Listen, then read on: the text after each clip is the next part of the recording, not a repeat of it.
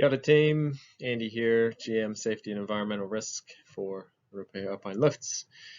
Hey, just updating these alert level 2 protocols because we are now in alert level 2, and that means a few things can be altered, and we have a bit of experience from the last 2 or 3 weeks of working under alert level 3 to update this little induction for anyone coming back to work since lockdown.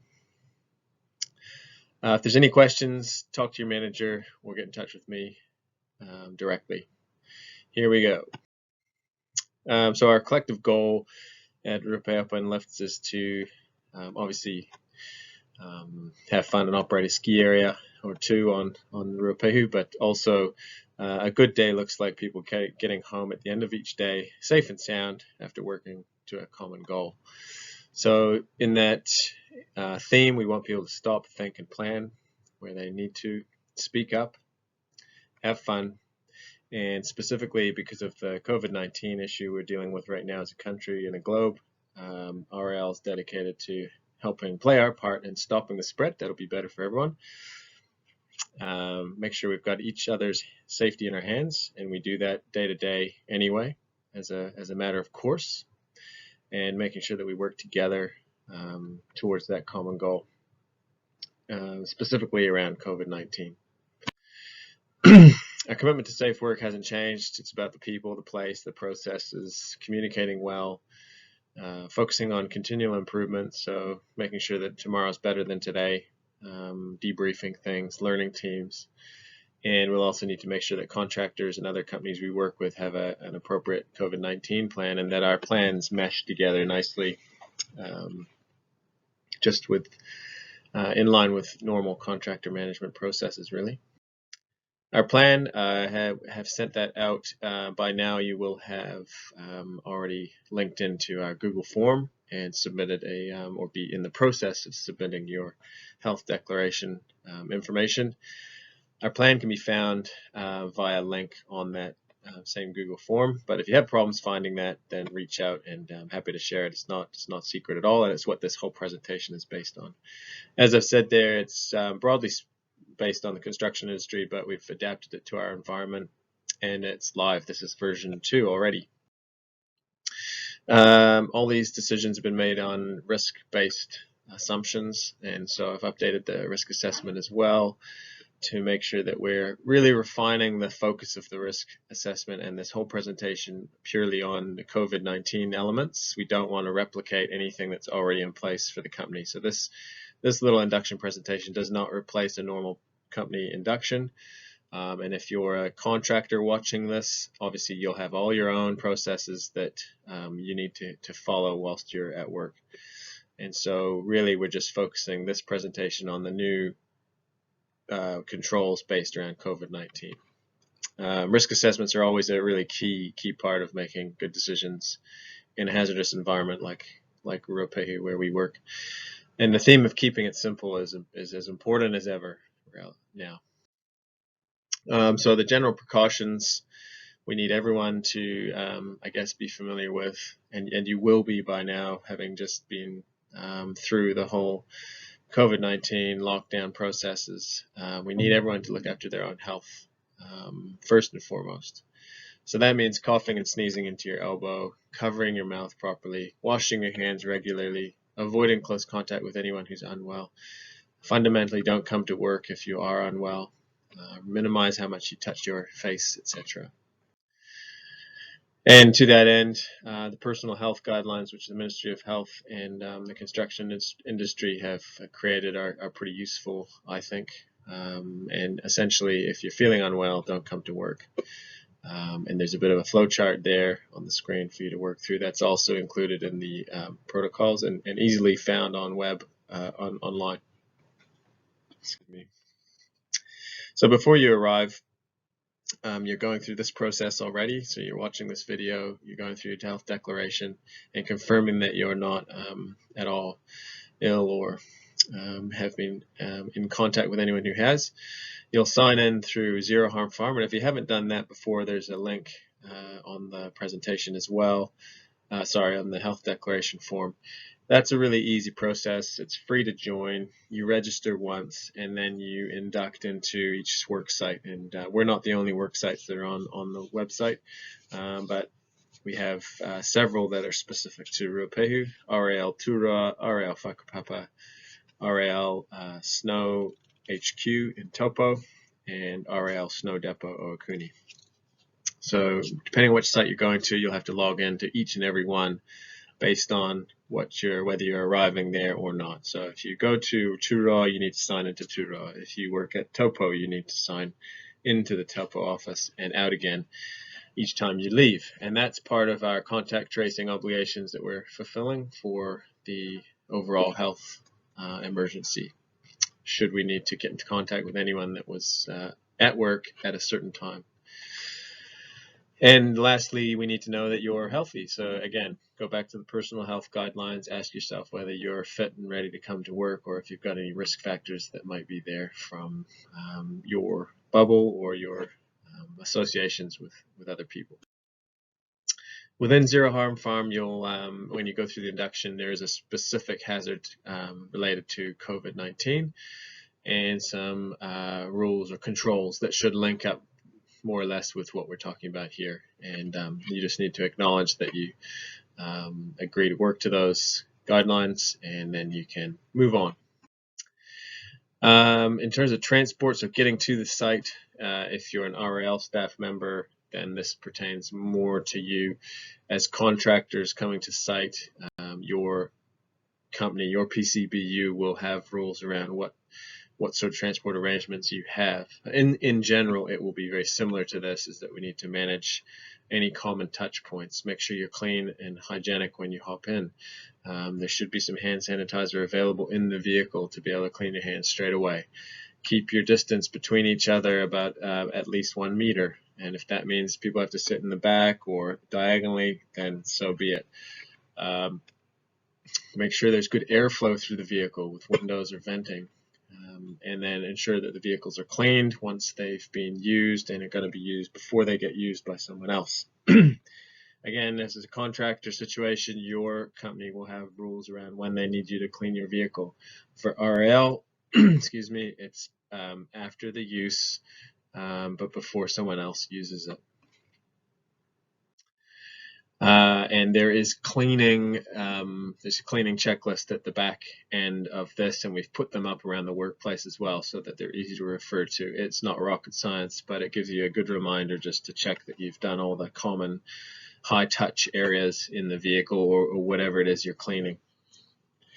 So when you get to site, again, reminder, signing into Zero Harm Farm, and the big catch is making sure you remember to sign out again before you leave. So if you don't sign out, you'll be marked as overdue in the system, and someone will have to contact you somehow before you get signed out. So to save everyone a good amount of hassle and make sure the system is working well, set yourself a reminder, whatever you need to do, make sure you remember to sign out when you leave the work site. We don't want any non-essential visitors in the workplace. COVID-19 is still out there. It's still an issue, it's still a risk, and we're still trying to play our part and minimize the spread. So that means minimizing any extra visitors, salespeople, drop any face-to-face meetings that you might have done in the past. And we're going to talk about those soon. Drop them right down to online only if possible or practicable. Lots of wash stations around the ski areas to enable people to wash their hands routinely, regularly, and there's plenty of hand sanitizer available around the place as well. In terms of how we're going to work day to day up the hill, it will depend a little bit on what your role is and what sort of work you're doing. So, and through Alert Level 3, it was primarily a maintenance function that we were planning around. Now, we may see people coming back to work who are working inside buildings or in offices. And so we do need to think about maintaining that minimum 1 meter distance, 2 meters if you can. At this stage, we don't have heaps of markings on the ground. We don't have perspex screens or anything specific around this. It's more reliant on each of us as individuals managing with common sense and the knowledge we have around this threat or this risk, to maintain a 1 meter distance. And overarching all of this is that we work from home still if we can. That's not always possible. It would make sense in that case to plan work so that your team, your small team, whatever it is, doesn't have to be working in the same, or doesn't happen to be working in exactly the same location or room that another team is. So communicate with each other, work out who's going to be where at what time, and you might have to compromise and shuffle things around so that you can be alternating in places. Eliminate where practical any face-to-face meetings. I've already mentioned that already.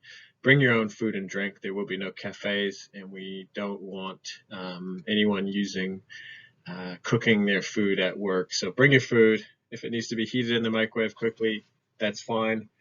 But the staff break rooms are not going to be stocked with coffee and tea, etc. Bring your own stuff and take your waste home with you at the end of the day.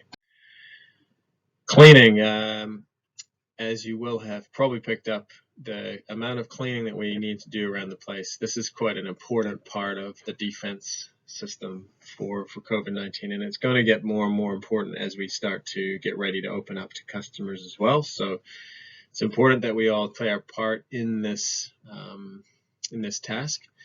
And to that end, there has been a good supply of disinfectant solutions such as D10 or R2, depending on which ski area you work at.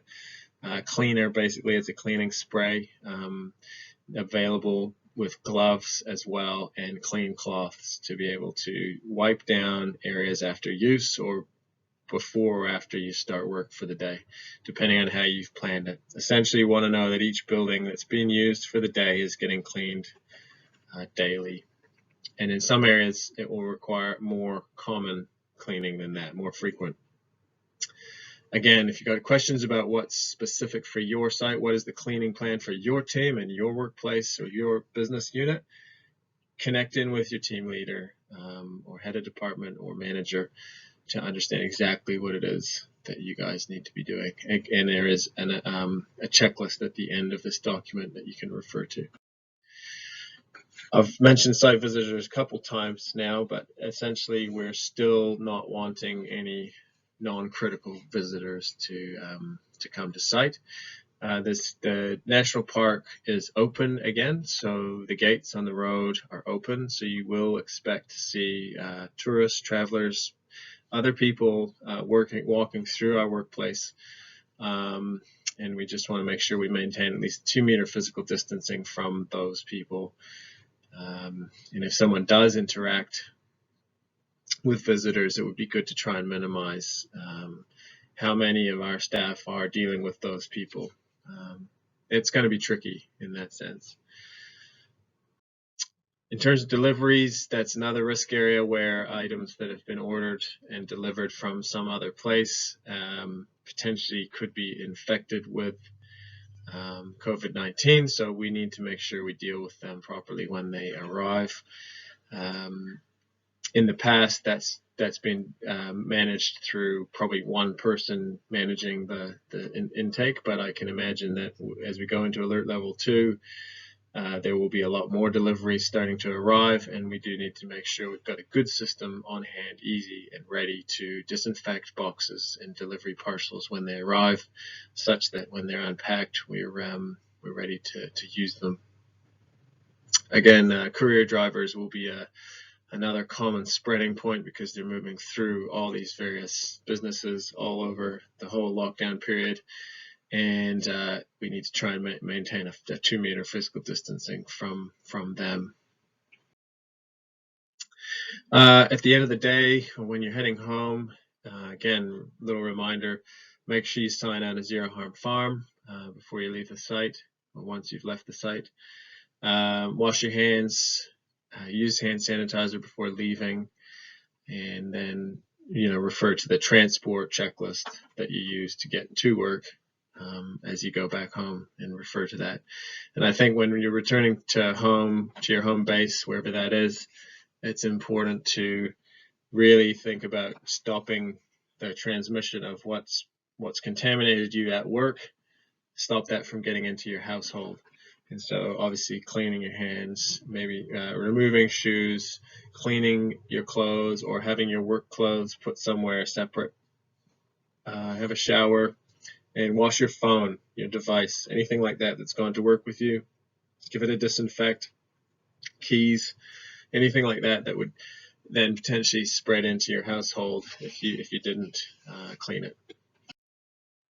If we do get a case at work or in the work site, workplace, this is our plan in terms of managing that, and it begins with isolating that person, informing Ministry of Health and other authorities, transporting that person in the most effective and relevant or appropriate manner to the nearest medical facility or home, depending on what the situation is.